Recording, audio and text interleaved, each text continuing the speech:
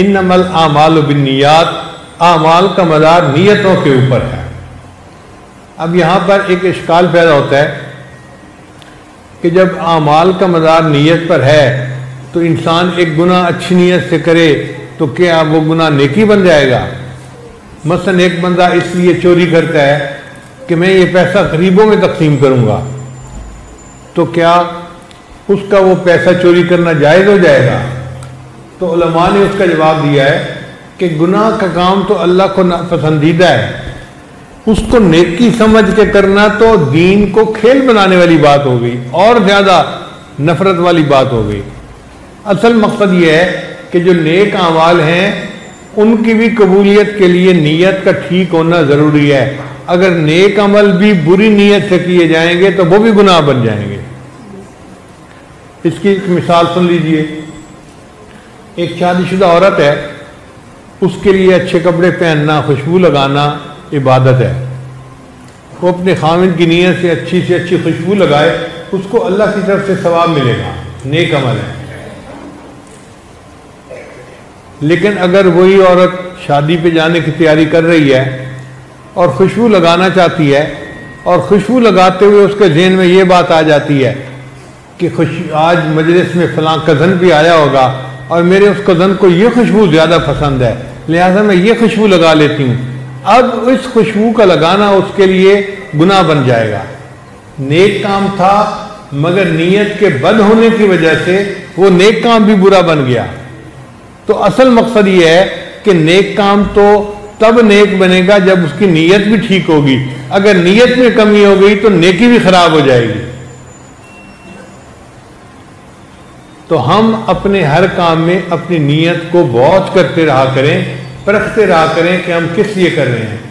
پہلے وقتوں میں اپنے مشائخ کے پاس رہ کر لوگ 10 سال تک نیت کرنا سیکھا کرتے تھے۔ حضرت شیخ حدیث محمد زکریا رحمۃ اللہ نے اپنی کتاب میں لکھا ہے کہ ایک آدمی اپنے شیخ کے پاس 8 سال رہا اور وہ کہتے ہیں کہ میں نے 8 سال میں اپنی نیت کو ٹھیک کرنا سیکھا۔ ہم لوگ تو سمجھتے ہیں کہ ہماری نیتیں ٹھیک ہیں، کبھی اس پر محنت ہی نہیں کی، ہمیں تو اس پر محنت کرنے کی ضرورت ہے۔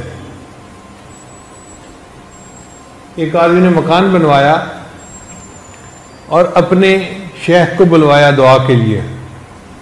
انہوں نے آ کر مکان دیکھا تو انہوں نے پوچھا بھئی یہ بتاؤ تم نے اپنے کمرے کے اندر کھڑکی روشن دان کیوں رکھا ہوا ہے؟ اس نے کہا جی یہاں سے ہوا اور روشنی آتی ہے۔ انہوں نے کہا اللہ کے بندے تو نیت یہ کرتا کہ اس کھڑکی روشن دان سے اذان کی آواز مجھے آیا کرے گی، باقی روشنی اور ہوا تو آنی تھی، اس کو تو کوئی نہیں روک سکتا۔ تو ہم بھی جو کام کریں اس میں نیت کو ٹھیک کریں تو ہمیں ثواب ملے گا۔ علماء نے لکھا ہے کہ اس امت کو بدنیتی سے اتنا نقصان نہیں پہنچا جتنا بلا نیتی سے پہنچا ہے۔ ہم بہت سارے کام بغیر نیت کے کر لیتے ہیں۔ آپ دیکھیں ایک لڑکی صبح سے لے کے شام تک بھوکی پیاسی رہے تو اسے روزے کا ثواب تو نہیں مل سکتا، اس لیے کہ روزے کے لیے نیت کا ہونا شرط تھا۔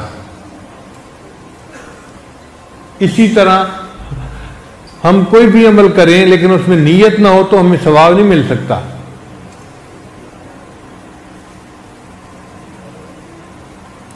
ہم کئی کام کرتے ہیں لیکن ہمیں نیت کرنی نہیں آتی۔ مثال کے طور پہ بہت سارے لوگ رات کو سوتے ہوئے اپنے کپڑے بدل کے سوتے ہیں، نائٹ سوٹ پہن لیتے ہیں، مگر وہ نائٹ سوٹ پہننے میں ان کی نیت کوئی نہیں ہوتی، بس یہ نائٹ سوٹ پہن لیا کہ سونا ہے۔ حدیث مبارکہ میں آتا ہے کہ نبی علیہ السلام رات کو سونے لگتے تھے تو تہبند تبدیل فرما لیا کرتے تھے۔ اگر ہم سنت کی نیت سے اپنے کپڑے بدلیں، یہ نائٹ سوٹ پہنے کہ نبی علیہ السلام کپڑے بدل لیتے تھے، میں سنت کی اتباع میں کپڑے بدل رہا ہوں، اب ہمیں اس پر ثواب ملے گا ورنہ ثواب نہیں ملے گا۔ ہر ماں اپنے بچے کو پیار کرتی ہے لیکن بچے کو پیار کرتے ہوئے کوئی نیت نہیں کرتی، بس چونکہ ماں ہے بچے کو پیار کر رہی ہے، اس پہ ثواب نہیں ملتا۔ حدیث مبارکہ میں آتا ہے ریح الولد میں ریح الجنہ، کہ بچے کی جو مہک ہوتی ہے وہ تو جنت کی خوشبو ہوتی ہے۔ تو ماں نیت یہ کرے کہ میں جو اپنے بچے کو پیار کر رہی ہوں اور مجھے بچے کے جسم کی مہک محسوس ہو رہی ہے، یہ میرے لیے جنت کی خوشبو ہے، میرے آقا نے فرمایا۔ اب اس نیت سے بچے کو بوسہ لینا، پیار کرنا، سونگنا، یہ عبادت بن جائے گا۔ تو ہر عمل میں ہمیں نیت کرنی پڑے گی، تب وہ عمل عبادت بنے گا۔ اب یہاں سے ایک مسئلہ اور بھی آ گیا کہ اگر ایک عمل میں ایک نیت ہوگی تو ثواب تھوڑا، اور اگر زیادہ نیتیں ہوں گی تو ثواب زیادہ ہو جائے گا۔ مثال کے طور پر ایک بندہ مسجد میں نماز پڑھنے جاتا ہے اور نیت کرتا ہوں میں جا رہا ہوں جی نماز پڑھ کے آتا ہوں، تو اس کو ثواب تھوڑا ملے گا۔ ایک بندہ نیت کرتا ہے میں مسجد میں جا رہا ہوں جی، میں وہاں جتنا وقت گزاروں گا اعتکاف کی نیت سے گزاروں گا، میں وہاں پر قرآن پاک کی تلاوت کروں گا، اگر درس حدیث درس قرآن ہو رہا ہوگا تو میں درس بھی سنوں گا، اگر محلے والوں سے ملاقات ہوئی میری تو میں ان کی خیریت بھی دریافت کروں گا، اور میں نماز کے وقت میں نماز بھی پڑھوں گا۔ اب اس بندے نے چونکہ زیادہ نیتیں اکٹھی کر لی تو اس کو ثواب زیادہ ملے گا۔ حضرت مولانا عبدالحق رحمۃ اللہ علیہ دارالعلوم دیوبند کے ایک شیخ الحدیث گزرے ہیں، انہوں نے مجھے یو کے میں ایک جگہ بتایا، فرمانے لگے کہ میں نے فلاں کتاب میں پڑھا، ایک محدث فرماتے تھے میں کپڑوں کو بدلتے ہوئے 40 نیتوں کو اکٹھا کرتا ہوں۔ اب ہمیں تو چند نیتیں بھی نہیں آتی، 40 نیتیں تو بڑی دور کی بات ہے۔ ہم تو زیادہ سے زیادہ یہ نیت کر لیتے ہیں کہ جی میلے کپڑے ہیں چلو صاف کپڑے پہن لیں، اور وہ نیت کرتے تھے میں کپڑے پہن رہا ہوں، میں اپنے ستر کو چھپانا چاہتا ہوں، میرے اللہ کا حکم ہے، ایک نیت۔ دوسری نیت کہ صاف کپڑے اللہ کا ذکر کرتے ہیں اور میلے کپڑے ذکر نہیں کرتے، تو میں صاف کپڑے پہنتا ہوں تاکہ میرے کپڑے میرے بدن پر اللہ کا ذکر بھی کریں، دوسری نیت۔ پھر تیسری نیت کہ اللہ کا حکم ہے خذوا زینتکم عند کل مسجد، مسجد میں جاتے ہوئے زینت اختیار کرو، لہذا میں صاف کپڑے پہن رہا ہوں کہ میں اللہ کے فرمان پر عمل کر کے زینت اختیار کر رہا ہوں۔ اب یہ تیسری نیت بھی ہو گئی۔ تو اس طرح نیتیں بدلتے بدلتے یعنی جمع کرتے کرتے 40 نیتیں وہ اکٹھی کر لیا کرتے تھے۔ میں اس لیے صاف کپڑے پہن رہا ہوں، میں مسجد میں جاؤں گا تو کسی کو میرے کپڑوں کی بدبو نہ محسوس ہو، بلکہ میرے کپڑوں کے صاف اور خوشبودار ہونے کی وجہ سے میرے مسلمان بھائیوں کو راحت ملے، یہ بھی نیت کر لی۔ اب دیکھیں جس نے جتنی نیتوں کو اکٹھا کر لیا اس کو اتنا ثواب زیادہ مل گیا۔